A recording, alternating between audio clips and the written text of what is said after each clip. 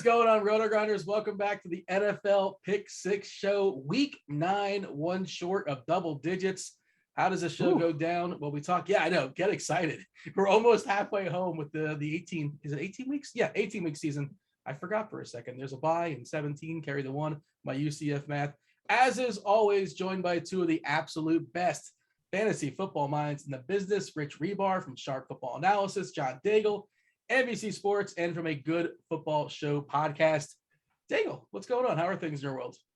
Everything going well. A good week last week. I always enjoyed those late morning Sunday scratches as much as everyone hates them because it's literally the most information we ever get. Like it tells us exactly who is going to play who. Like we knew DeAndre Swift then with only Jonathan Taylor $100 more on DraftKings and $600 more on FanDuel was then going to be like a great pivot off DeAndre Swift since everyone was going to play him without Jamal Williams. Same for Cordarrelle Patterson instead of Kyle Pitts. So I love those scratches. And we're at the time of the year, clearly after Wednesday's news cycle, that those scratches as well as other surprises are definitely just going to keep firing at your face. Yeah, it's important to say we're recording this on a Wednesday night and news has dropped. The news will most definitely drop as the week progresses. Some people watch us live. Many of us watch us on the replay. So if we say anything that sounds goofy, that doesn't make sense anymore. We record this on the Wednesday night. And yeah, I don't know about you, Rebar, but that's what I'm sticking to. Everything bad I say just because it was Wednesday. Well, things change. It's fluid. Understand.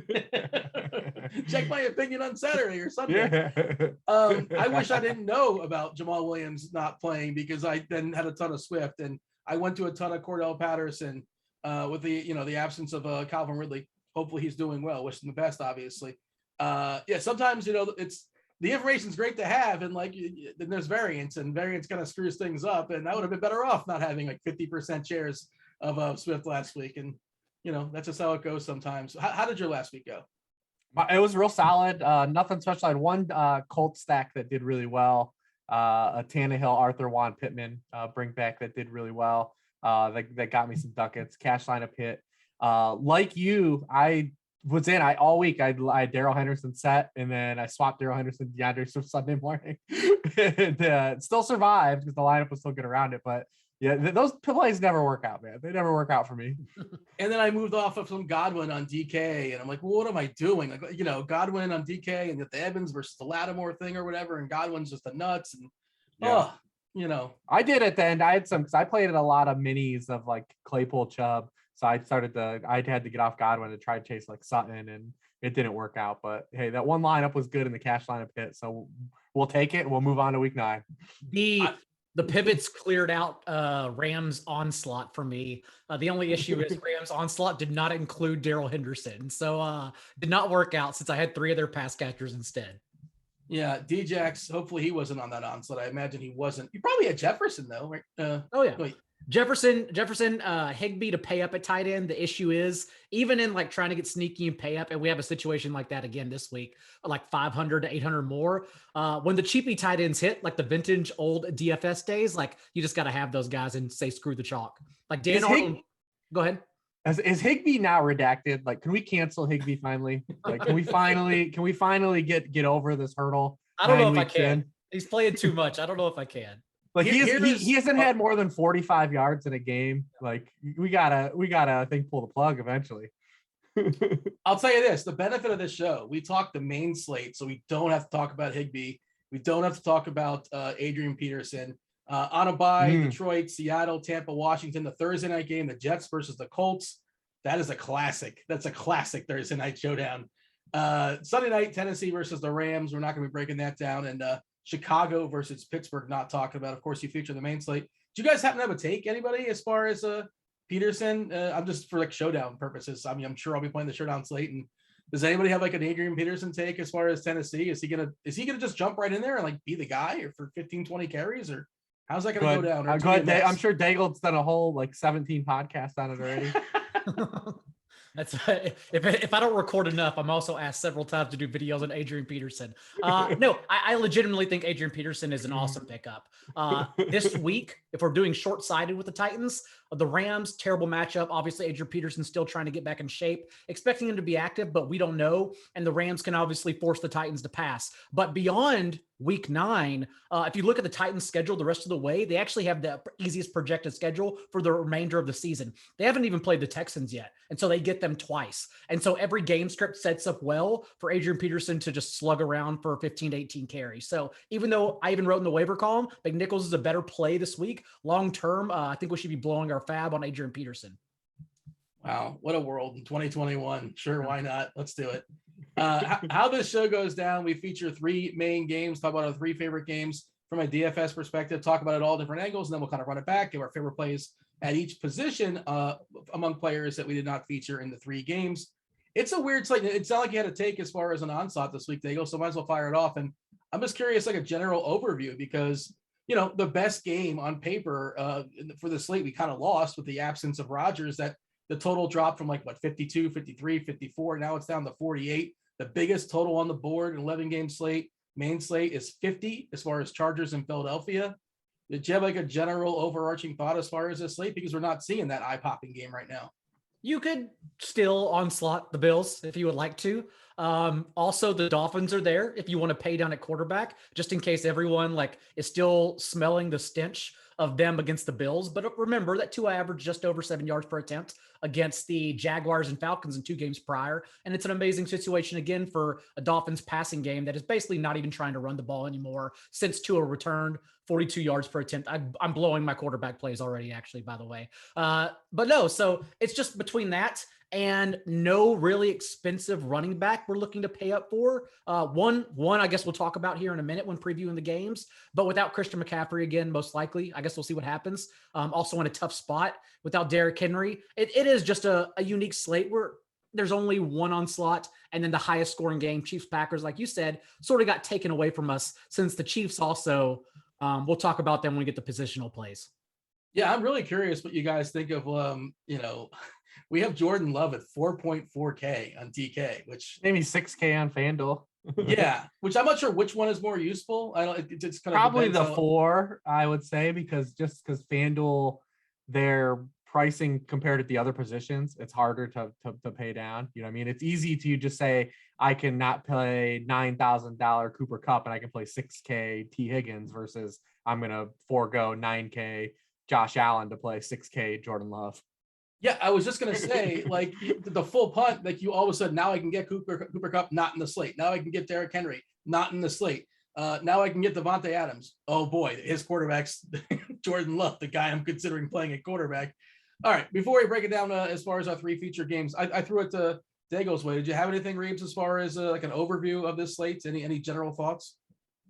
No, I think it's solid. I think it sets up to be fun. I like that this season. I think has been a fun DFS season. I feel like we really haven't had a lot of 40% plays through 8 weeks of the season, and I think that makes DFS a lot more fun when the rostership and ownership is flatter, and there's a lot more variance in terms of lineup construction. I think that makes it for fun every weekend, and it allows people to do different things. And I think it's been a solid year for DFS in that light. There's pretty much only been one rule, and that's play Cooper Kupp, and I think I've broken the rule 5 times. So that's been the issue this year. But good. Cooper Kupp is the one constant in our world right now. He just keeps on churning more fantasy points per game than Derrick Henry still. Yeah, the meta has kind of been for roster construction this year has been to play a cheap RB2 and hope they get in the box. And that's kind of where we've lived in terms of roster construction. We've seen a lot of successful wide receiver flex builds on both sites. We haven't had jam them in season this year, which we always like. No one just wants to just go in and say, I'm going to play the 2 best running backs, build a lineup from there, and then we'll all play our 3 versus 3s. And there's been a few luck box results that you needed to have on DraftKings to really pull it in. But really the roster construction has been pretty constant of actually being intelligent. FanDuel as well. At the beginning, the first couple of weeks, I thought, okay, FanDuel, you're just a pick 'em game. I don't like this. But the way it's worked out since touchdowns involve so much variance on FanDuel in particular, they can bring you closer. You can even luck box your way there. You don't even go scrubs on FanDuel really, since you can fit all the all-stars. So it actually is pretty fun on FanDuel this year as well. Yeah, I talked to Mike Leone about that today, just about how the pricing on FanDuel, it's easy to kind of bristle at it being loose, but it also has made it so the roster ownership's just flatter on FanDuel. Mm-hmm. And you end up with non-chalky plays all over the board, which makes it fun. It makes DFS fun. You guys talked about a cheap RB2. We're going to be talking about Myles Gaskin, aren't we? That's going to be a point of contention in our conversation this week. He checks all the boxes in theory. Reeves mentioned Michael Carter last week, and after Tevin Coleman got scratched again, it was a pretty obvious play that I just didn't even come close to seeing on my board. But yeah, that's one that he was up there in every winning tournament pretty much because it was very easy to fit him. Like Reeves mentioned, the cheap RB2, and then also get your Carson Wentz, Michael Pittman, Jonathan Taylor, and AJ Brown stacks in one way or another. First game on the slate we're breaking down is Minnesota at Baltimore. 49.5 is the total. Baltimore 6-point favorite. Daigle. Lamar Jackson. I run my optimals before the show, and again, it's on a Wednesday night, so take that for what it's worth. And I cap it at 65%. Nobody can be in the lot at more than 65%. I want to see a shuffle. I want to see different names. And hit at 65%. No surprise. Lamar Jackson is looks like he's going to be the cash game quarterback du jour this week. It's Wednesday night, but that's kind of what it's shaping up. And I assume, Daigle, you like Lamar Jackson. Why wouldn't you? How could you not? Minnesota's pass defense is actually ranked highly in loads of advanced stats, EPA, Football Outsiders, etc., that I respect. But their secondary has literally just been dictated by their competition.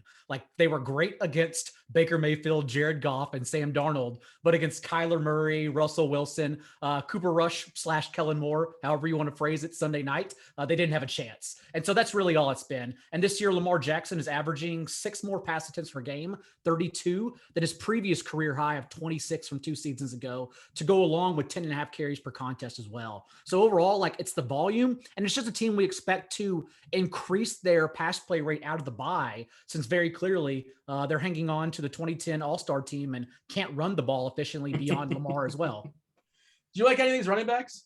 Are anyone playable? No.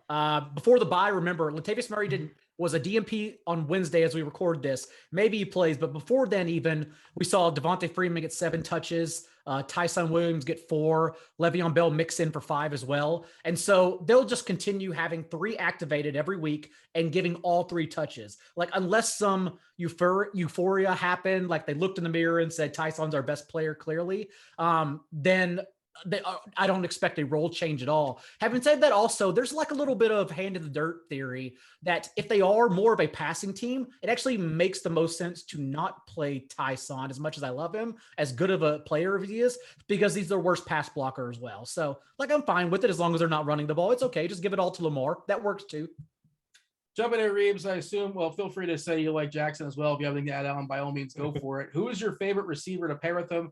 Marquise Brown, the home run hitter, and Mark Andrews has been pretty solid all season long. Bateman still pretty cheap around there. He's been all right since coming back. Your thoughts as far as the reception guys for Baltimore? Yeah, I think Jackson's a really good cash game play, and I think that there are a lot of reasons why you can come under in tournaments. I think that there's definitely an outcome here where he doesn't hit. He's had a really high floor, but he's only broken the bank twice this season. The offensive line is still really bad. He's getting sacked on 8.5% of his dropbacks. It's the highest rate since his rookie season. Ronnie Stanley obviously out for the rest of the year. He's not coming back.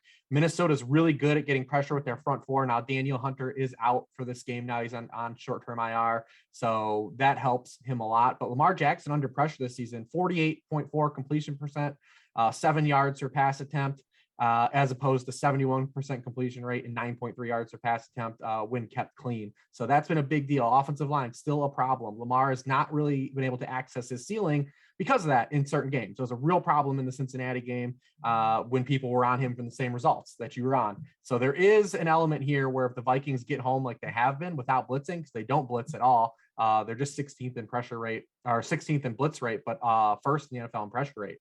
So if you get home with 4, that's a problem for any quarterback. And it's been a problem for Lamar Jackson this season. So I do think that there is an out where this game could come under and he can underwhelm as well. Like he has, and like I said, he's only thrown more than 1 passing touchdown in 1 game so far this season. Eventually that will probably regress, but there is still that element where he's not giving you those 30-point games. So yeah, I kind of like that. I mean, if I'm pairing him with anybody, I'm just going to pair him up with Hollywood still. Daigle kind of hit upon the Vikings secondary. They're giving up splash plays when they give up plays. They're giving up big chunk plays. 20th in yardage allowed on targets over 15 yards downfield. So, I mean, that's where Marquise Brown has lived the entire season, the air yards king, and he scores touchdowns, which we love. Getting back to last season, scoring touchdowns. No problem with Andrews if you want to go to him as well. With those guys, Bateman, I'm probably not going to get there in DFS. I think he's fine if you want to flex him out, but if Sammy Watkins plays, how does the target tree shake out? I know Marquise Brown is going to keep getting targets. I know Mark Andrews is going to keep getting targets.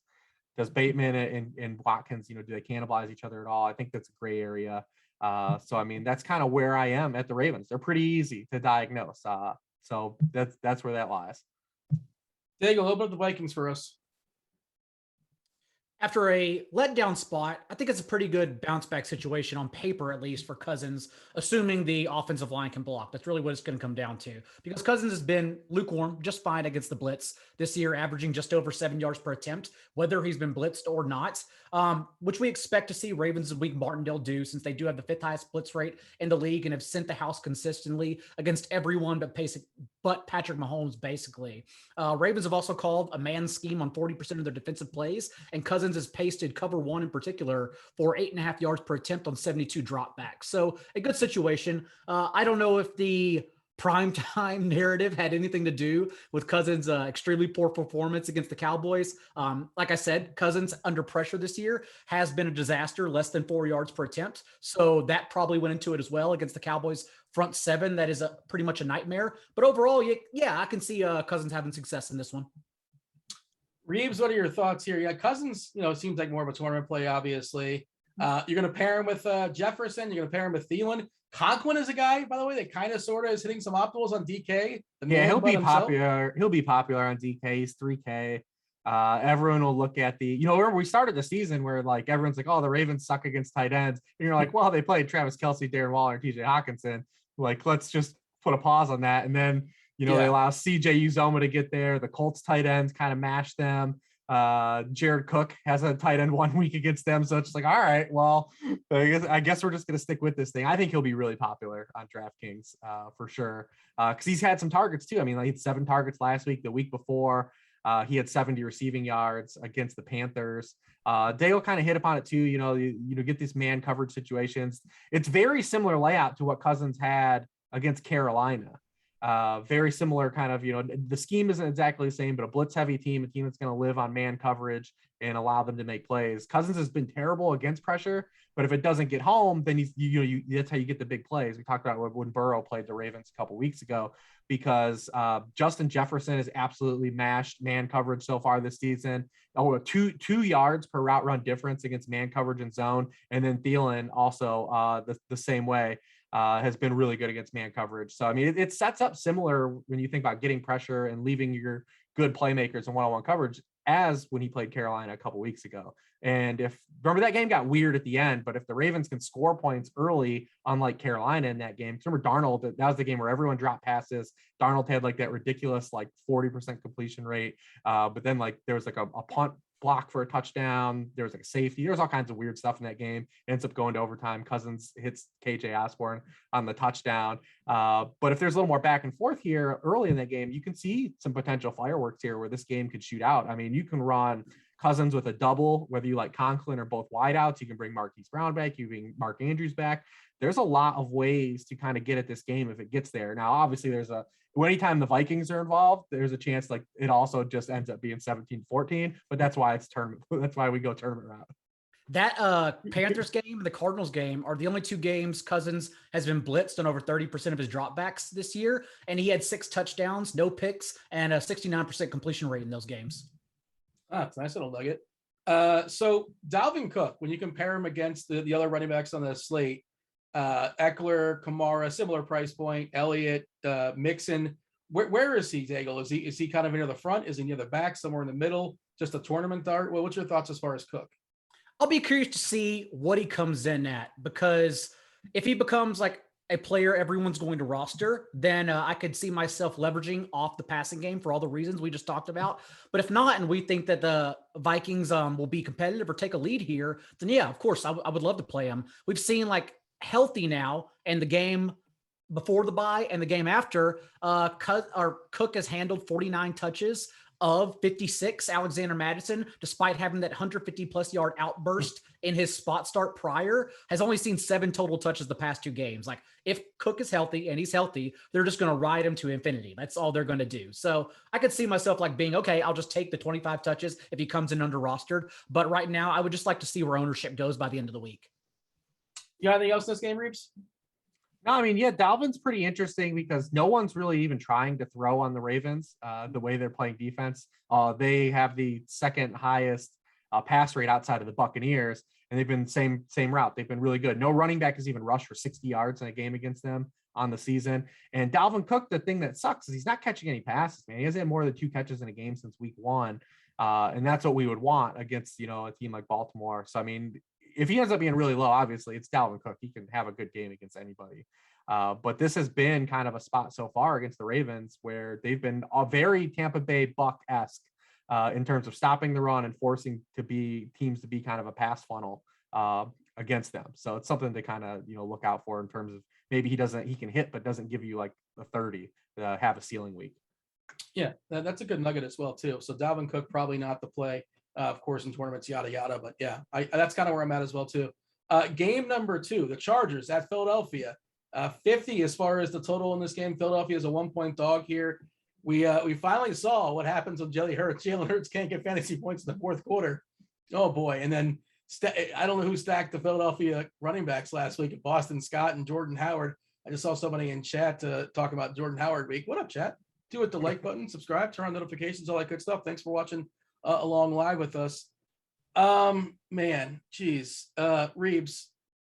So this should be a good game. It's expected to have the absolute most plays. I looked at Cardi's, Derek Cardi, the blitz. This game is projected at the most plays of any other game this week, 132.6. That's at least 3 more than any other game.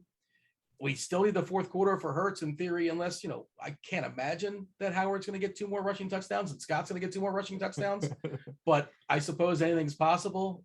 Start with Hurts if you don't mind, and feel free to throw that running back. I don't want any part of that nonsense. Maybe I'm just being stubborn. To be fair, we deserved last week for Hurts. We had snuck so many out. Because you're facing the Lions, a great matchup. He still runs for 71 yards. They score over 40 points. He actually had carries inside the 10 and chances to score. He got tackled at the 1-yard line twice. Jalen Reagor got tackled on a jet sweep that would have counted as a passing touchdown at the 1-yard line, and then it was a rushing touchdown. Like, we deserved it. Like, right? Like, we did. We sucked so many out that we deserve that to happen. But this is a tough nut to crack though here, because on both sides of the ball. Because this is, we talk about the Chargers ad nauseum, the type of defense they play, and they just don't give up huge plays in the passing game. And Jalen Hurts has been really bad against zone coverage so far this season as well. Very similar layout to a couple weeks right before the bye when he played the Raiders. Very similar matchup. Except for the Chargers blitz more. They don't rush 4 like the Raiders do. And Hurts was a disaster in that game. I mean, 52.9 completion rate. It was the second lowest rate of completed passes he had this season. But then he needs the late game production and rushing projection to get there. So what do we get? It's kind of a grab bag. I don't think that we'll need to really necessarily worry about game script as much of what we had in the Lions game going forward.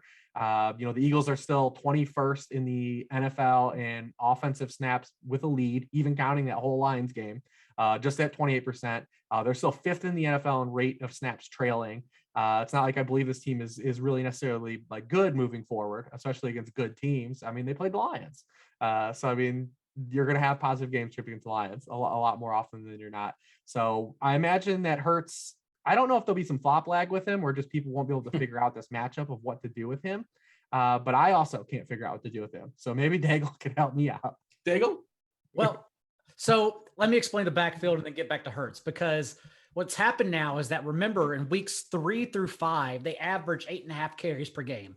Again, Nick Sirianni has no idea what he's doing. He's just throwing darts at the wall, hoping they stick. And then now we've seen the past 3 games, they have morphed into a run-first team, leading the league in run play rate and neutral game script. And so, like Kenneth Gainwell, it actually wasn't surprising to see him phased out this past week, because how often the Eagles, a bad team, are going to be able to pad a 30-point lead, like a 2-score lead throughout the game. That's not Kenneth Gainwell game script. And so just in having success and running the ball so heavily, Boston Scott out-touched Jordan Howard 7-0 in the first quarter, 9-4 in the first half. And then, of course, Kenneth Gainwell came up to mop it up with 12 of his 13 touches in the fourth quarter. I would imagine they want to at least start this game running the ball. But then the question becomes, does Justin Herbert pounce on that? The Chargers build like a 10, 14-point lead, and then no longer can the Eagles run the ball. And that's when we get the wheels are falling off for Jalen Hurts, because Jalen Hurts just, that kind of game script is how he succeeded in the fourth quarter every week. So I think it's an interesting game. And I would expect the Chargers to at least be able to put up points. And thus that makes it good for Jalen Hurts for us. For the Chargers, I'm seeing Eckler pop pretty early this week.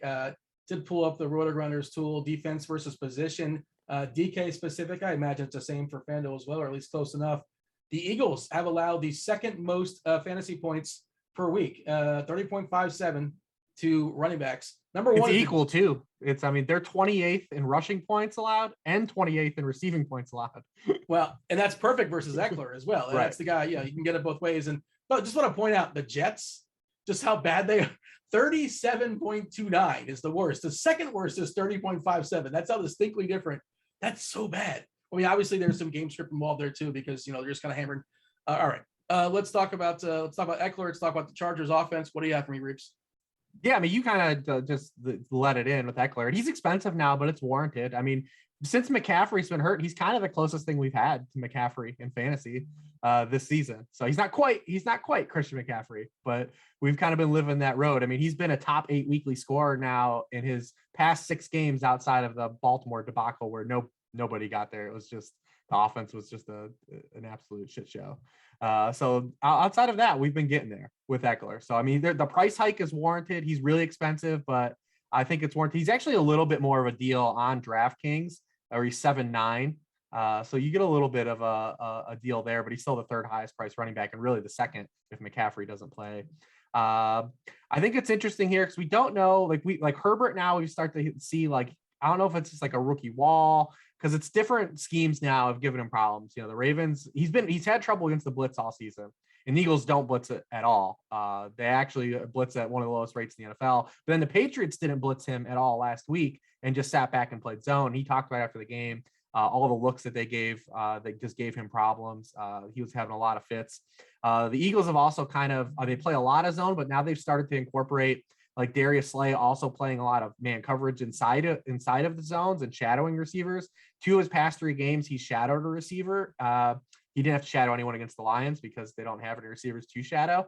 But he did shadow Mike Evans, and he did shadow Henry Ruggs in the 2 previous games. And Mike Williams we start to see now as the samples built out the season, he's starting to be a little matchup sensitive. Now that we take a look back at the teams he smashed against and where he struggled, and there is a little bit of lineup in terms of matchup sensitivity for him.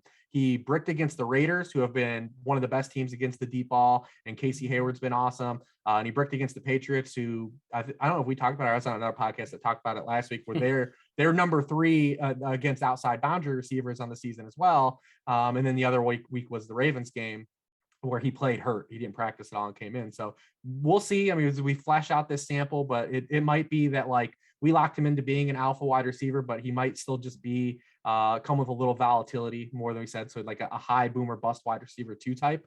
And so if Darius Slay shadows some of the boundaries, he's not going to shadow Keenan Allen. He's not going to go into the slot. It'll be interesting to see if he can overcome maybe some of that, matchup based sensitivity that he's had.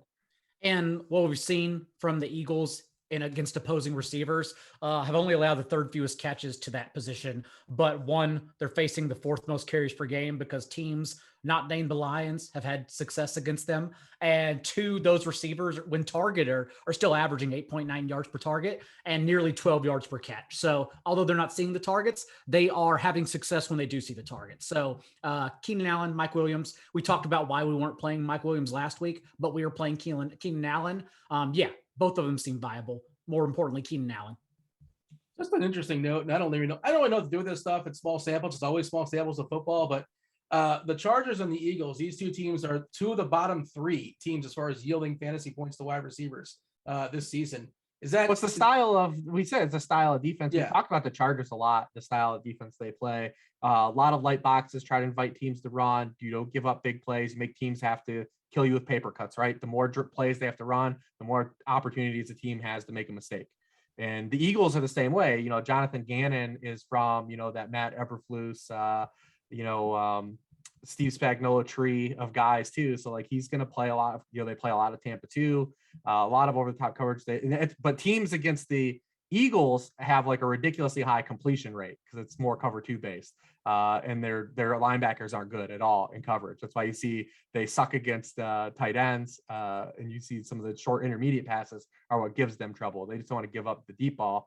And same thing, like I said, the Chargers play a different style of defense, but it's predicated on the same principles of not wanting to give up one play touchdowns. I'm looking at it now. Like right what you said, as far as tight ends, they're both bottom 4 as far as yielding fantasy points to tight ends. So that all kind of lines up. I don't know who they played against. That kind of stuff matters too. Obviously, if we're playing against Conklin or if we're playing against Kelsey. Maybe Kelsey's a bad example this year, but you know what I mean. Somebody like of his ilk. I don't have to tilt. Well, yeah. I mean the on the other side, the Eagles, like, you know, you look at, they face some good tight ends that haven't done much against them, like Travis Kelsey and but then you look at Foster Moreau gets 6 for 60 in a touchdown, and OJ Howard 6 for 50 in a touchdown. So there's some red on their ledger too that isn't exactly the top upper echelon of tight ends, and some might let the Jared Cooks of the world find the end zone. You can also tell Dean that you've emerged from your optimizer and have been hanging around us too long, because now you're asking questions on questions. You're like, I don't know if it's Conklin or Kelsey, but you're starting to piece together. You're starting to realize that there is no answer to anything. That's the important part. Yeah. Well, I thought you guys were experts, man. You guys are supposed to know. Hey, we told you not to play Mike Gesicki last week. You should have just took that. That is true. Take that and run, man. And now no one's going to play him. So now we get to play him this week. Oh, yeah. I mean, he's supposed to be a good play against Houston. We'll talk about that game soon enough. The whole Dolphins game is just going to be a complete tilt fest. They have one of the biggest team totals on the board, I think, at 26 and change. We got anything else, Daigle, as far as this game, or shall we move on? That's about it. That was the second selection for me, because I thought it was a really fun game to break down. I really just want to hear Reeb's thoughts on Chargers, and I think I learned everything I needed to. So yeah. I want to get you guys' thoughts on Cleveland. What a mess Cleveland is. Odell Beckham's dad is like releasing mixtapes on how bad Baker Mayfield is, which I'm here for. I'm not a fan of Mayfield, but I don't like Beckham either. You're in the Cleveland area, Reeves. What's going on there with Beckham? And I assume he's either released at this point. Well, he's not playing, right?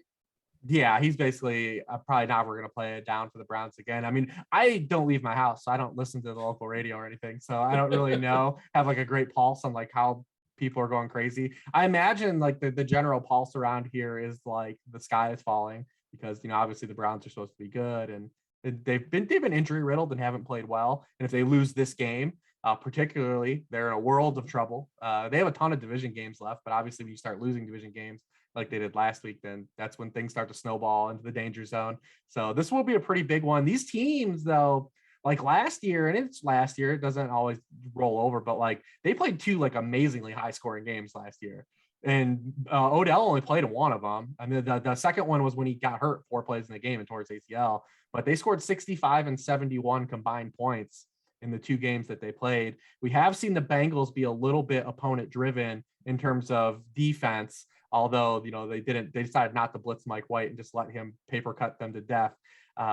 I mean, obviously we're not going to get to playing Baker Mayfield. Like it's a bridge too far, but I could see a scenario where the Browns offense is a lot better than people believe it is, just based on what we've seen on the field, because the Bengals have given up production, and this game could be fun, man. I mean, this could be fun. I'm glad he chose this one, because I think there are opportunities.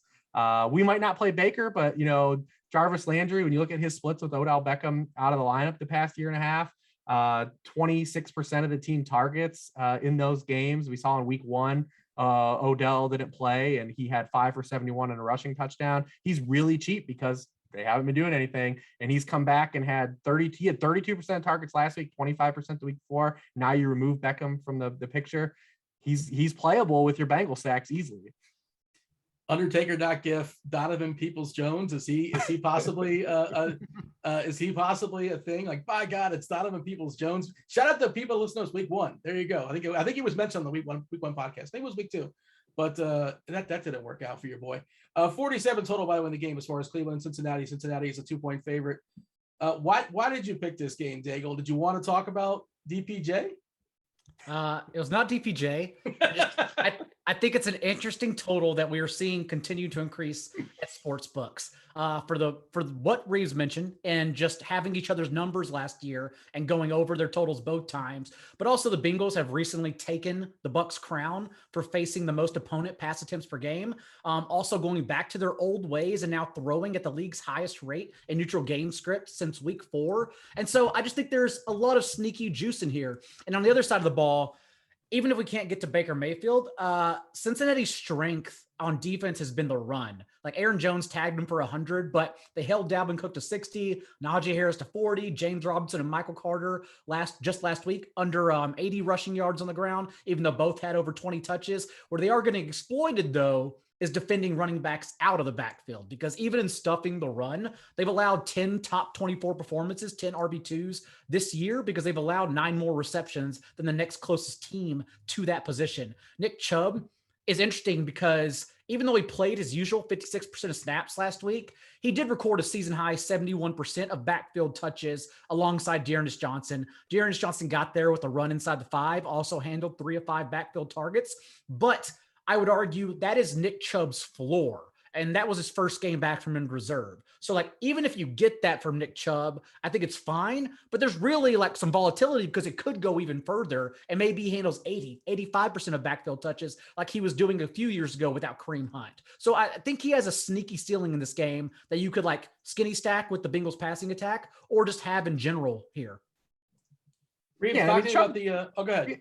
So yeah, and Chubb's one of those guys too, like, when you look at it from a matchup based perspective, like we never really have to account for that with him. Because one, we know the Browns are going to run the football a lot and they can be successful running against anybody. And Chubb, like Derrick Henry, is one of those guys that's a power back, but is one of those elite like distance runners, like can get you a 60-yard touchdown.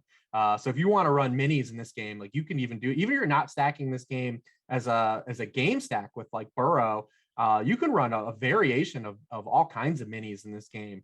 You can play Chubb with either Higgins or Chase. If you're running Burrow with a double, you can bring Chubb back. Like I said, you could play Jarvis with the Bengal side. Like there are all kinds of opportunities here to get at this game if it ends up being one of those games that has exceeds expectations like they did both times last year.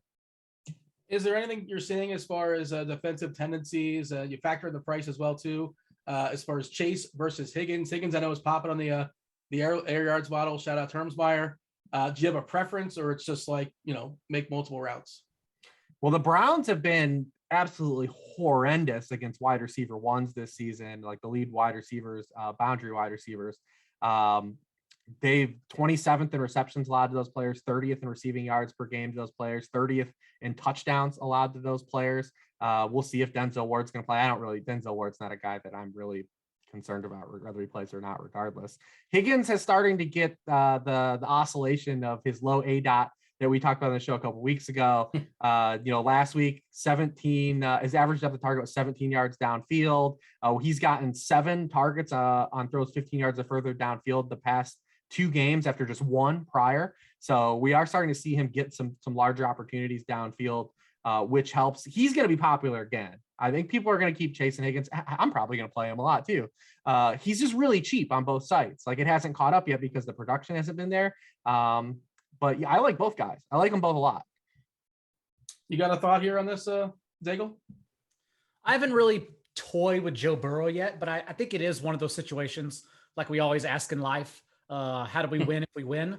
And so like, rather than playing a skinny stack, I wonder if Higgins and Chase, if they're both good plays, maybe I say, okay, like if I'm going to win with one of them, what if I actually win the most with both of them? And double stack Burrow with Nick Chubb run back. So I need to play around with fits more, but on Wednesday, I could see myself definitely like going overweight on this game if it still doesn't come in on the board, because even when I wrote it down and sent it to the email with you, we've explained why we love it. But also I thought like that game sucks. Like it's the Browns and the Bengals, who cares? But it is like, I think there's a lot of juice here.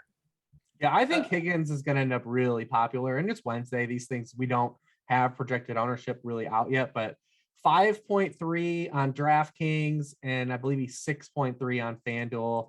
that is going to be pretty enticing for a lot of people, like it was last week, to kind of bring back again. Even though you didn't quite get there, he was 3 yards shy of the bonus last week on DraftKings. And eventually he's going to have one of these games where he catches a touchdown again too, because he lives in the end zone. And like Daigle said about the Bengals, the Browns, like the only thing they do good is stop the run. It's literally the only thing that they're done. 3.6 yards per carry allowed to running backs. It's second in the NFL. 9.1 rushing points per game allowed to running backs. So we're going to need Mixon to stay active as a pass catcher. He's done it 2 of the 3 games, the last couple weeks since he hurt his ankle. So we're hoping that it stays kind of sticky for him, because he was a guy like Dalvin Cook, like early in the season. It's like, all right, well, you just catch 1 pass a game. Like, this is going to be really tough living. So hopefully that stays sticky here. What we've seen, him against the Lions and then last week, because the Browns are really good against the run. So I ran my optimals. I locked it in at 65%. And it's really interesting, the discrepancy from site to site. T. Higgins, 1% of FanDuel lineups, 38% of DraftKings lineups. And I think we're seeing the inverse as far as, so we have Mixon at 6% on DK. I think he was popping on FanDuel. Yeah, he's 7-4 on FanDuel, which that'll be enticing for a lot. 65%. He hit the cap on FanDuel. So like he's hitting the cap on FanDuel, not really, like 5%, 10%, whatever it was in DK. Just sort of interesting how that goes down. You guys talked about he should easily be over 8K there. Yeah, that's the wrong price at 7.4K. Because Aaron Jones is 8.5. He's a full 1,100 cheaper than Aaron Jones. And the workload is, he's getting a lot more rushing work, and they should be a lot tighter. We got anything else as far as this game, boys? That's it for me. All right, we're moving on. We're going to break it down game by game. Before we do that, we want to talk about Jock Market. Stop throwing your money away. It's time to check out Jock Market. It's the app where daily fantasy becomes a stock exchange. You buy and sell shares of players in real time for real money. Download now for a 100% deposit match up to $50. Use the promo code GRINDERS, GRINDERS. Also, get this: if you do not turn a profit this week, Jock Market, they're going to cover your losses in your very first event. Download Jock Market in the app or Play stores, or check out jockmarket.com. That's JOCKMKT.com. And again, use the code GRINDERS for a 100% deposit match up to $50 on your first deposit. All right, Daigle, you were firing off some of your quarterbacks you like earlier, and it's interesting. Again, Wednesday, some goofy things can happen. There's a chance we might get a PJ Walker. We're going to get a Jordan Love. We might get a Taysom Hill, which, that's always interesting. 7K on FanDuel, 5.5 on DK, potential rushing bonus there. Maybe Ty God is back. There's like no clarity on a Wednesday night. What are your thoughts? Who's the most interesting name amongst that bunch when you factor in price? Ty God, not the most interesting. I'm just leading off a spiel. Ty God would make Tua really interesting. Josh Allen's going to be interesting no matter what. I think also the Patrick Mahomes situation is interesting because it's still the Chiefs on a main slate with 4 teams on bye, and we're not even talking about them after what happened last week. Like, they had 8 days to get it right, to fix the embarrassment that was that Titans loss. And what they did was basically turn Patrick Mahomes into Mike White. And we saw them do that over the second half of the season, move Tyreek Hill around more, do more shallower passes, but it was that on Monday night minus any of the excitement and explosiveness. A season high, 77% of Patrick Mahomes' passing yards came after the catch. His 15 completions at or behind the line of scrimmage were the most of any quarterback in a single game since 2016. They just took all the pop out of the offense. And so, they beat the Giants. They won doing that. But against a competent opponent, I do wonder if they could even play winning football if they continue doing that. So I would like to see where Mahomes and Josh Allen come in. But either way, I think Josh Allen is the superior play here in this matchup. And then, Taysom Hill really quickly. We saw last year 3 QB1 performances and 4 starts. Also, the 8.5 or 9 carries per game, 28.5 pass attempts per game with some rushing juice as well. So we have a lot of quarterbacks on the board here. All right. It's really tricky. The Mahomes thing, comparing him to Mike White. Good Lord, man. That's harsh. Oh, man. It's harsh to Mike White. He's amazing. I'm told he's very good. He was the best quarterback in all football last week. What do you have for me, Reeves, as far as thoughts on those names that were through out there? And the whole thing with Mahomes is now, what do they really have to do against Green Bay? Who knows what you're going to get out of Jordan Love? If it was Rodgers, the defense is still trash. Part of the reason why we've seen them take that approach they had the most clock control they've had. Like they're trying to keep that defense. They're trying to hide that defense a little bit, and maybe them adding Melvin Ingram, at least, it helps. I mean, Chris Jones already moved back inside last week, so it definitely allows him to stay inside and play on the interior to kind of try to help them out as much as they can. But we've seen them really try to control the clock in that game, which you really don't see the Chiefs really try to do, but they don't want that defense on the field. I mean, the first quarter of that game just blew by. Each team had the ball once. They had like a 7-minute drive and they threw the interception, but then they got it right back on the Daniel Jones interception. But they were really trying to hide that defense. Jordan Love played all right. It's just in the preseason, he did, for whatever it's worth, he did all right in the preseason. He completed just under 70% of his passes, just under 8 yards per pass attempt, and big time grain of salt. But he's got a year under his belt. He's familiar with the system. They're going to be as healthy as possible. David Bakhtiari back, Devontae Adams back, Marcus Valdes-Scantling back. You lose Bob Tunyon, but all right. So I mean, he does have some weaponry against a bad defense, and they're going to have to score points. I imagine that we will see the combination backs of AJ Dillon and Aaron Jones a lot, but I mean, it's capable. Like, we see these quarterbacks that make their first career starts, and Mike White's a great example. Last week, these games get undervalued, right? Like, and the lines move too much in one direction. These teams either end up being more frisky than people expected. They end up covering. My boy Cleve TA, who I've done work with a lot over the couple of years, has highlighted this all the time. Like, not even rookie quarterbacks, first start NFL quarterbacks have actually been really good bets over the past 4 or 5 years in terms against the spread. So this game could still end up being a lot closer than people think it will be, just because Aaron Rodgers is involved. Now, we'd love for Aaron Rodgers to be involved. It just adds a little bit spice of volatility to it. But I don't think it's impossible that Jordan Love can at least be functional here. Everyone against the Chiefs has been good except for Baker Mayfield, and he still threw for 300 yards in that game, and Taylor Heineke. So it's like, there's still opportunity here to be had. And I do think that the Packers coaching staff is relatively intelligent, and they have the playmakers to be good enough. Devontae Adams we have a sample of him playing without Aaron Rodgers too, playing with Brett Hundley, and he was fine. He averaged 15.5 PPR points per game playing with Brett Hundley. 5 catches, for 60 yards per game in those 6 complete games. So he can still be functional as well. I'm not going to pay that price for him in this game, but it's still a matchup where Devontae Adams is a major asset and is going to be have an advantage over the Chiefs secondary. I'll be interested to see where their roster percentage comes in at the end of the day, because like, if it is a position where I could see everyone steaming Jordan Love because he's so cheap, but then also we need to remember that he is so cheap, and thus everyone's going to build the same way and pay up for the same players. So that gives us a way to be contrarian to pay up for different players. Also, like, if Patrick Mahomes then becomes under roster because everyone's trying to build the same lineup, that would become interesting as well, because like we already mentioned Josh Allen, and it was more or less in the second half what Josh Allen did. Like, they only had Josh Allen at 80 yards in the first half against the Dolphins, 122 yards of offense for the Bills, were 3-all, and then they changed to more of a quick passing scheme just to move the chains, get the ball out of the hands of his hands in the second half, and that's when they put up all their points.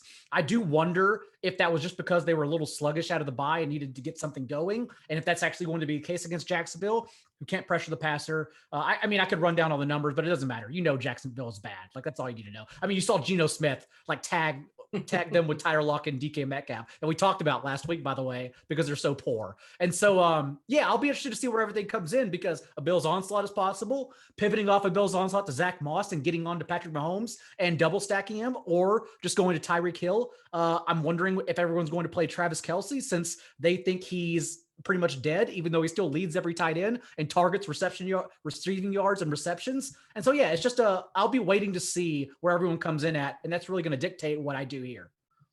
I'll be surprised if Mahomes is popular. I can still see Kelce and Tyreek definitely, especially no Cooper Kupp, and Tyreek's getting there. But people are just getting there at the salary where he's below Josh Allen, where you can just pay up for Josh Allen or just play Lamar Jackson, who's going to be, like Dean said, he's going to show up in every optimizer this week.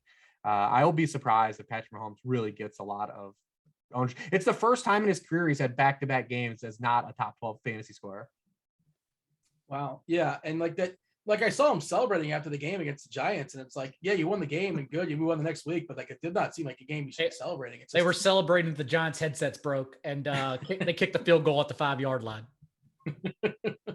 The Giants were at 4th and 1 at the 3 or whatever it was. Let's kick a field. That's how you beat the Chiefs. As he kicked field goals at the 3-yard line. That's how the Bills tried to beat the Chiefs in the AFC Championship last year. Turns out you can't beat the Chiefs that way. Yeah. Tyreek's going to be popular, by the way. We'll talk about him soon enough. 7.9 on DK is about as low as we've ever seen him. And 8.5 on FanDuel, pretty good price too. And the tricky part with with rostering Hill or with rostering Love is, again, there's no Cooper Kupp to pay up for. There's no Derrick Henry. There's no this is the nuts. This guy's going to give me 30, and that's why I pay all the way up. Of course, there's other players. There's guys like Hill. There's guys like Kamara. But I'm just curious how it's going to affect a lineup construction. And it all sort of depends on how the chips fall all the way up to Sunday, because again, we're recording this on a Wednesday night, and goofy things do happen. Kyler Murray lost AJ Green. Hopkins, who knows what the story is with him? He's kind of hobbled. I don't think anybody's rostering Kyler Murray. Just interesting. It's Kyler Murray. Nobody's going to play him as far as I can see on a Wednesday. Any thoughts? I'm not going to play him. Yeah. Is it because of the injury, because of lost pieces, or what? Is it all that combined? Yeah. I mean, he's going to have a hurt ankle, and he's already not running to begin with. So it's just going to make his margin of error so much tighter compared to other quarterbacks that are that much in salary. And the 49ers actually played really good against them early in the season. So he's just not going to, if he beats me, that's so be it. If everyone was healthy, this game would have been on there. We've seen Jimmy Garoppolo average 38 attempts the past 2 seasons in 3 matchups against Kingsbury and Murray. 49ers have their number. These games are typically high scoring. I believe they've averaged a combined 53 points per game in those contests as well. But the issue is there's so many injuries among both teams that it's just hard to pinpoint, really, especially for the Cardinals, who's going to be scoring points for them. Did you fire James Conner? James Conner, Wendell White, James Conner somehow will get 3 touchdowns on 20 rushing yards. Is that the old Titan Wendell White? Is that what it was? You just dust off? I mean, James Conner's just eating touchdowns up right now. Mm-hmm. Oh, man. I thought I just got a flashback to a guy that used to play 15, 20 years ago. Maybe I heard you. Wasn't there a running back name? Is that you're referencing? Wendell White? Yeah. When him and Chris Johnson played the Titans backfield. That's who it was. Yeah, maybe it was less than whatever. Who knows how many years it was ago? But definitely that was a USC. USC alum Wendell White represents. Did you fire off your Tua take? I know we kind of touched on it there, Daigle. Did you give all your thoughts as far as Tua? And now he's officially the quarterback, at least till the end of the season in Miami. There's some job security. That was pretty much it.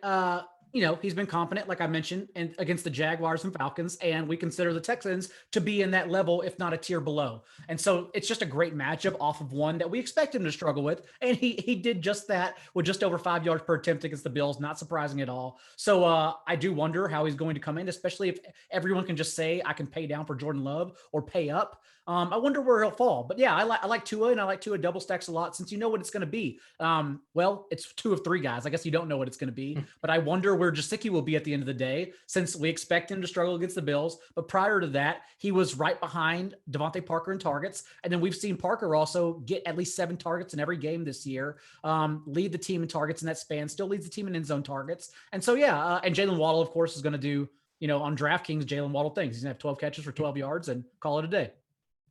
But since we're on Miami, let's pivot the running backs, and I'm curious to get your take as far as Myles Gaskin. 6.1K on FanDuel, 5.8K on DK.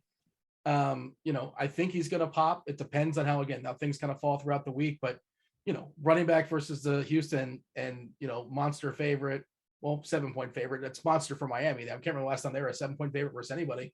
Is Gaskin somebody you trust this week? No, because with the lead, are they going to run the ball like that? That would be the question. Miami actually leads the league in pass play rate with a lead this year. And so I would just expect them to hammer the gas and still pass the ball with the lead. So if everyone's going to play Myles Gaskin, stacking him with Tua, I can get there. But standalone piece of the Dolphins, there's no way in hell. I'm just not going to do it. Yeah. Reeves, you got a thought there? I mean, if it was ever going to be a game, this would be the one. But yeah, I mean, it's hard to get there. Because even last week they brought Patrick Laird off, to play 10 snaps, in kind of with Malcolm Brown being on IR, and he's out there too. They just don't really trust their running game because they really can't run on anybody. But if there was to be a game, this would be it. What was the nickname for Patrick Laird? I can't remember. That was floated out there the last couple of seasons. Oh, geez, you guys. Is it Overzet calls him our Laird and Savior. I know that. Yeah, there it is. Okay, Overzet and Nomadic were, they had him on a podcast. It was a whole thing. Yeah, he seems like a good dude. I think it's still a thing. Davis probably has his jersey hidden away somewhere.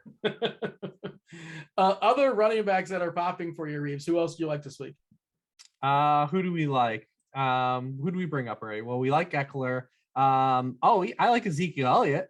I mean, I don't know if anybody else does. I assume people do, but I do like Elliott. He's coming off of 20 touches last week, only 73 yards. It was his lowest scoring week since week 1.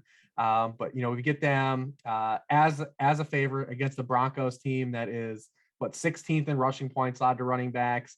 We've seen them really they've had a really light schedule too as well. But we've seen them nail out 142 yards to Najee Harris, 168 yards to Dearness Johnson over their past 4 games. Then they mixed in games where they allowed 158 yards to the Raiders backs and 193 yards to the Washington backs combined last week. There was some receiving for the Washington backs.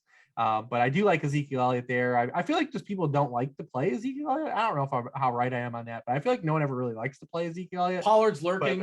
But I do. I like to play Ezekiel Elliott, and I like him here. I think this game represents 2 unique stacking options too in minis because, we won't get to Teddy, but if you look at the 2 games that Denver's allowed 24 or more points this season, Teddy Bridgewater's thrown 38 and 49 passes in those games. Like Mayfield, we were not going to get to Teddy, but it also that kind of passing volume makes guys like Sutton and Jerry Jeudy and Tim Patrick and Albert O this week. If Noah Fant doesn't get off the COVID IR, then Albert O is going to be really interesting because we saw when Fant was out and there was only 1 tight end to play, or when Albert O was out and Fant was in, he ran a pass route on 87% of team dropbacks. So we might get Albert O basically at min price on both sites in a game where the Broncos are going to have to probably throw 40 plus times. And he comes with big time touchdown juice. I mean, last year and just his limited role, he had 6 end zone targets. So I mean, yeah, I like that. The opportunity this game presents as well. Yeah, he's 4.5K on FanDuel. I think 2.6 is a little bit more appealing on DK, just kind of the way lineup construction works. I just can Denver keep up is sort of my thought process. And we're not talking about receivers just yet. We got a prettier price on Cooper as well in Dallas. We're assuming Dak is back this week. It's not official, but that's the assumption, right? Yep. But all right. Yes, but we don't have to assume though that they're gonna, as we've seen time and time again, they will pass the ball when they need to, but they will not be forced to. And so if it makes the most sense, and it does, even just looking at basic items being 2-score home dogs or home favorites indoors at home, that's a terrific spot for Zeke. So I actually don't think even if Dak is back, it'd be a passing attack here because the Broncos would have to force that. I hate rostering Eli Mitchell, but he's clearly the guy in San Francisco. I want a guy that can catch a football, which is kind of a problem. I'm sure he's capable. They just don't give him any chances. Especially on DK, but the DK price is pretty good at 5.8K. And if you get the 100-yard bonus and you get in the box, who cares? You don't catch any footballs, right? I suppose that's how that goes down. 7-1 on FanDuel, just better as far as the scoring system over there. You have a thought on him, Daigle, as far as Eli Mitchell? Anybody else you want to throw into the conversation? Kamara, he's kind of sort of somewhat interesting for me. Mm-hmm. He's Elijah Mitchell's 5,800 again, or was that last? No, he's 58 on DK. He's 71. DK. Oh, okay. 71. I was saying 5,800 was last week. Okay, I just wanted to make sure. I was like, wait, they didn't do that, did they really? Okay, that makes it a little tougher because it is an awesome spot. Clearly, Cardinals. That's how you attack them anyway. He's been on the ground all year. We saw even the Packers go with that method and giving AJ Dillon a season high 16 carries and also get Aaron Jones involved in the ground. So yeah, I would imagine that would be the case. And even if we don't get some pushback and it's Colt McCoy instead of Kyler Murray under center, I think it's pretty obvious the 49ers are just going to run the ball successfully and go with Elijah Mitchell here. I also like Damian Harris. What we've seen is the Panthers offense more or less fall apart. And if it's PJ Walker under center, we've also seen him come in for a few reps and throw 2 picks. And so Patriots defense, I know you got to pay up for him, but Patriots defense, Damian Harris correlation is pretty awesome, especially because Damian Harris is, when you look at his box scores and game logs, they've just been a little wonky because, 2 weeks ago he got injured, came off the field. Ramondre Stevenson got a touchdown in his place, even though he did score one before he got injured.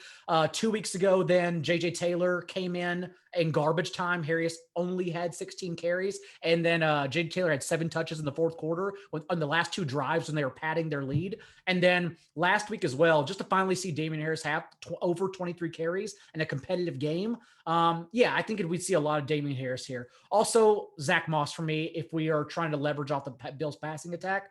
We saw Moss used in the quick passing game along with Cole Beasley in the second half against the Dolphins. I don't know if that would continue this week, but definite touchdown or bust. Plus, like pretty much James Conner with more touches, the Rich fans James Conner. And like that's how I would leverage Josh Allen if I don't play him. Yeah, I saw one of the beats today speculating that it's going to be Walker. It's most likely to be Walker instead of Darnold for Carolina. And yeah, that could be ugly.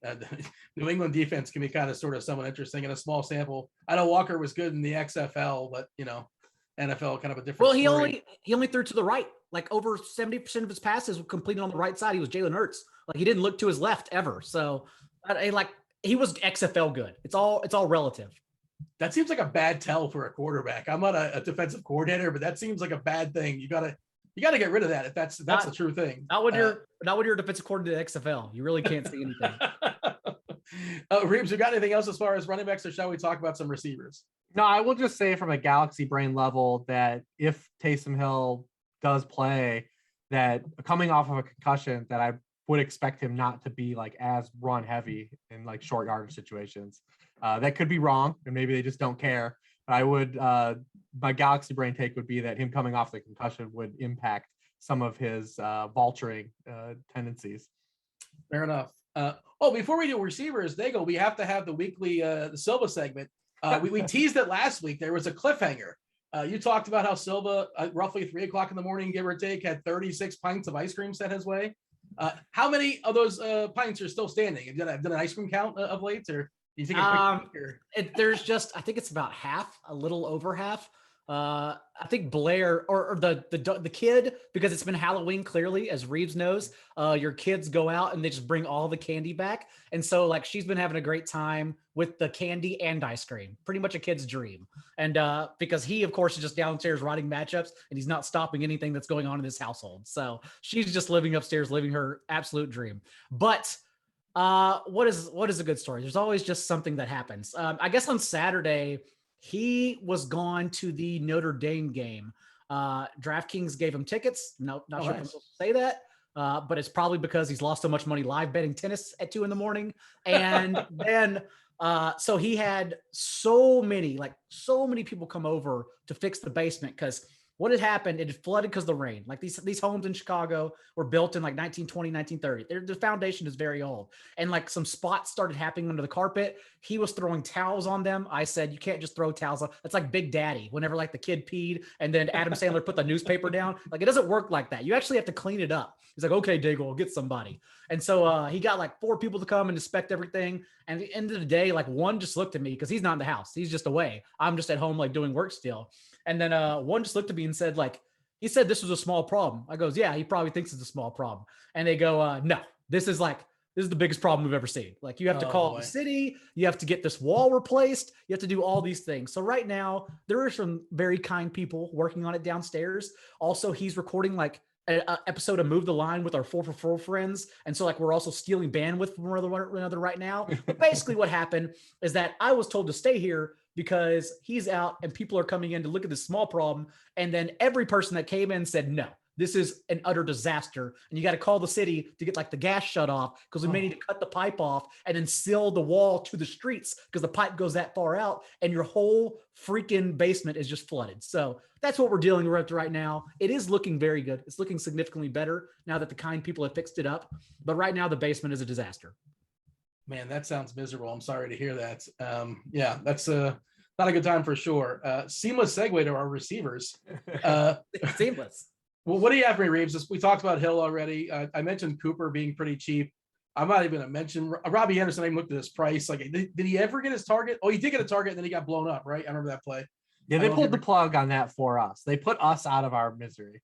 Oh man, I don't want him to get hurt. I don't want anybody to get hurt. But like, yeah, that was rough to watch for sure. What do you have for me as far as receivers this week? And we covered most of the ground. Play any Bills, any Dolphins you want. We covered the Bengals guys, Jarvis Landry. We covered Marquise Brown. We covered Who else did we miss there? Nobody. I took Cortland Sutton. I like still going back to that torture. So that pretty much covers most of the ground. I will say the only guy that really is kind of jumping out to me right now in terms of price is Kadarius Toney. Maybe this kind of weirdness of what he's going on with his hand and his terrible tweeting habits ends up, maybe helping us out. But he's so cheap on both sides. If he ends up being, kind of really involved, I mean, he'll be an easy guy to plug into lineups. What happened there? He was in and out of that game. I was on air. We were doing a show. Well, he was limited to start because of the ankle injury. But then when everyone died, they had to start playing him more. And then he got cleated. His hand got stepped on. He tweeted a picture, I think, of his hand today and what it looked like. But he's 5'2" on DraftKings and 5'7" on FanDuel. Pretty damn cheap. Especially because it looks like Sterling Shepard, who was obviously earning targets, team high in targets until his injury. We've seen in 2 games without Shepard, Toney has averaged a team high 28% target share and 11 targets per game in those 2 contests. So like Toney's at the top of my list if he's healthy, because I'm pretty sure it sounds like Shepard's a long-term injury. And so I don't think we're going to have him for a few weeks, especially since the Giants bye is after this game. So I like Toney quite a bit. And you can skinny stack him with, Hunter Renfrow, who I think will be the replacement for Henry Ruggs, or Darren Waller, depending what we see with Travis Kelce and like Albert O's ownership, since it's probably going to vary whether someone wants to pay up or pay down all the way down. You got anybody else on your list as far as receivers before we knock out some tight ends? Deebo Samuel's really good at football. If we get some pushback from the Cardinals, I think that's interesting. I also think it's interesting that Brandon Ayuk, so maybe one of them. We saw season highs, not only Kittle's going to play, right? Kittle is going to play. Do you think Kittle soaks up a lot of targets though? Is that crazy to ask? Who the hell ever knows what's going on there? That's what I don't know. We're getting a discount for that name, by the way. $6K on FanDuel, 5.2 on DK. Like assuming he plays and assuming he's a full go. I think that's interesting, right? Once upon a time, remember tight ends were a thing against Arizona every single year. Is that still a thing? I don't think that's still a thing. Well, no, they've drafted nothing but athletic linebackers since that point. Yeah, okay. But now their linebackers just miss tackles. They can cover, they just miss tackles. Dan, I was just more saying it in line for the I assume we don't believe Deebo Samuel is going to have a 35% team target share like forever. Seems high. Right.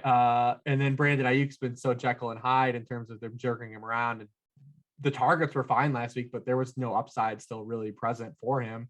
And with Kittle coming back, I mean, it's tough to navigate. It's just really tough. I would only play one of those receivers if we get Kyler and Hopkins. We may not get either. So it's probably all roads lead back to Elijah Mitchell anyways.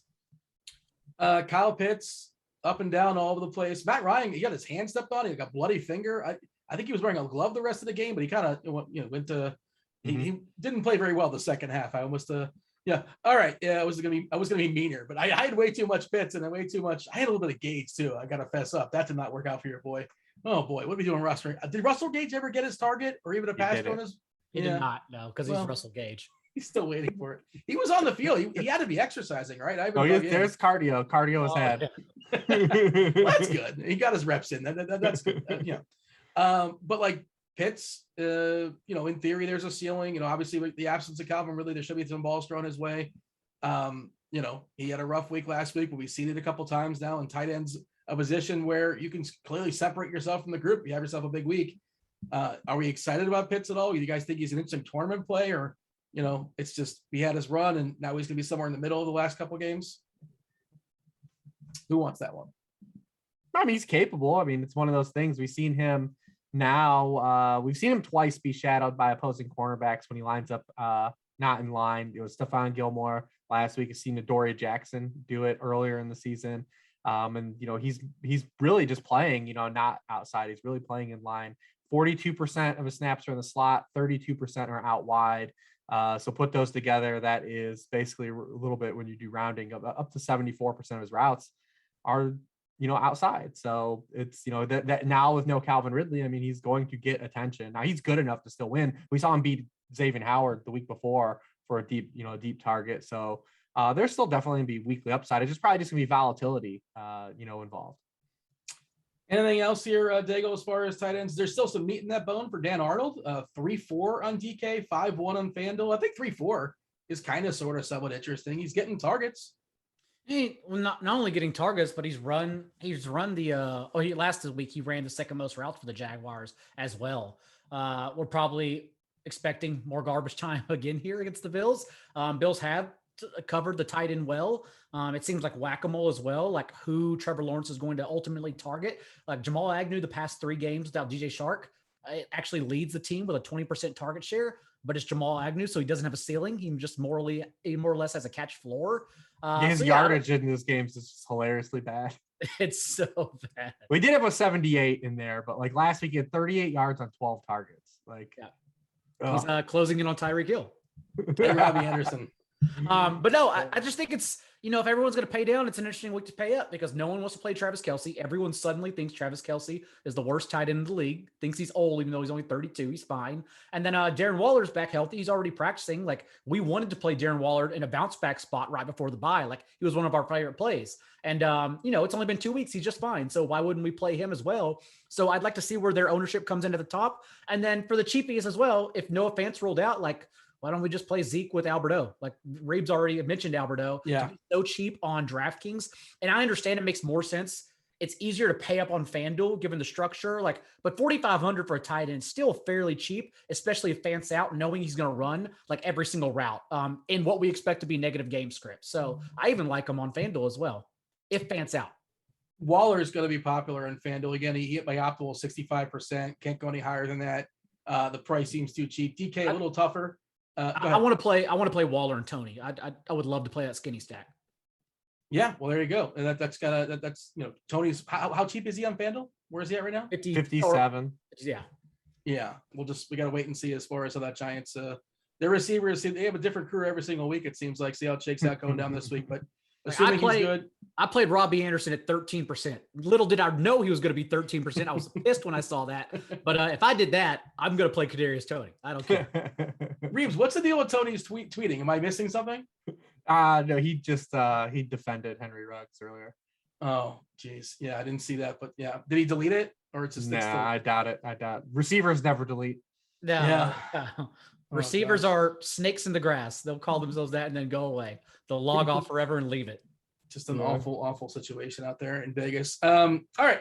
Anything else as far as the slate or anything else we should say, or shall we get out of here and step aside and the people listen to us ramble for an hour and 10 minutes? That seems good enough, right, Reeves? I will say I believe when we did talk about the Eagles game, we totally bypassed Dallas Goedert. And, talking about him. My bad. My fault. Yeah, I mean, even with them only throwing for 100 yards last week, 72 of them went to Dallas Goedert, who's basically playing like full run, like tight end, like the runway is set for him to be one of these, kind of top-notch front half tight ends, and is in a great matchup. And the price still hasn't really gotten to where I believe we're going to end.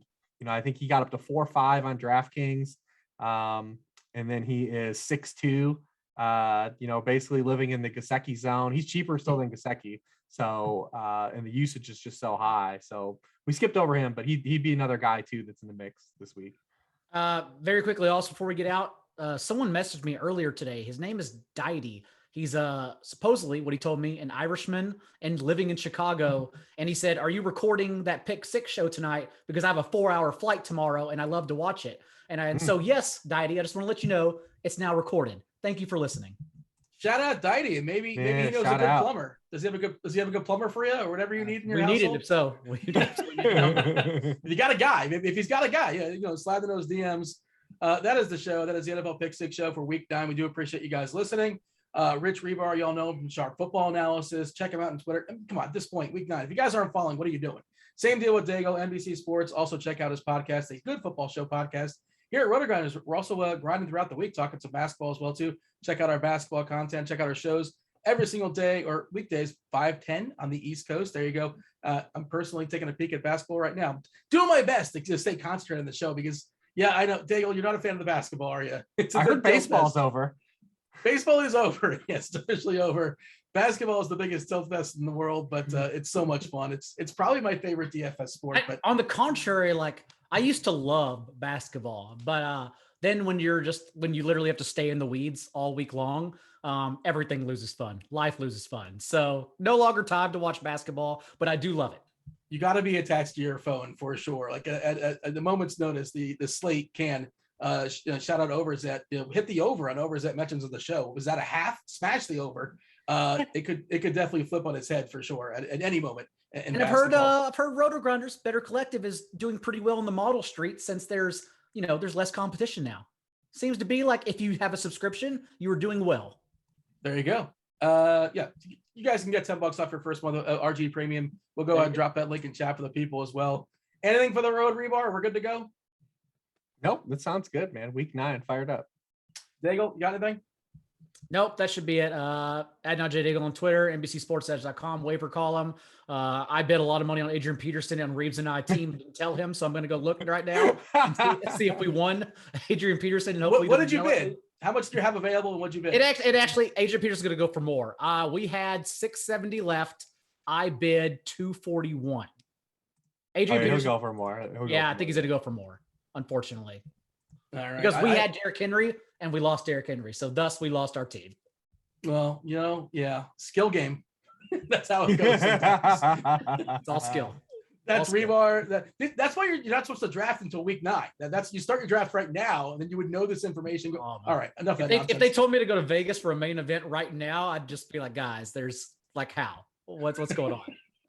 For Rich Hribar, for John Daigle, for Devin producing behind the proverbial glass, this was the NFL Pick 6 Week Show. Week 9, I was Dean. Thanks for watching. We're out of here.